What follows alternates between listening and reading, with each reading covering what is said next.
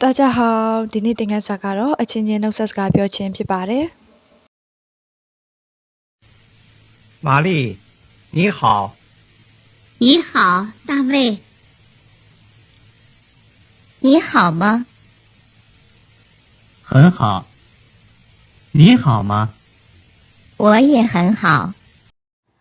နီဟောဆိုတဲ့စကားလုံးမှာနီဆိုတာကတော့ you လို့အဓိပ္ပာယ်ရပြီးတော့မှ how ဆိုတာကတော့ good လို့အဓိပ္ပာယ်ရပါတယ်။အဲ့တော့နီဟောဆိုတဲ့စကားလုံးမှာဆိုရင်တော့ you good လို့အဓိပ္ပာယ်ရပါတယ်။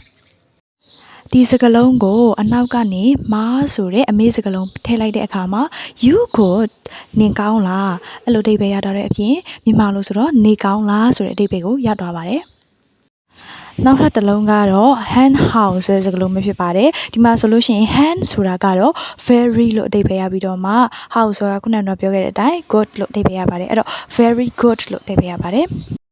နောက်ထပ်စကားလုံးအတစ်ခုအနေနဲ့ yeah ဆိုတဲ့စကားလုံးကိုတွေ့ရပါတယ် yeah ဆိုတာကတော့ also ဆိုတဲ့အဓိပ္ပာယ်ရပါတယ်အဲ့တော့ what your hand how ဆိုတော့ငါလည်းနေကောင်းနေပေါ့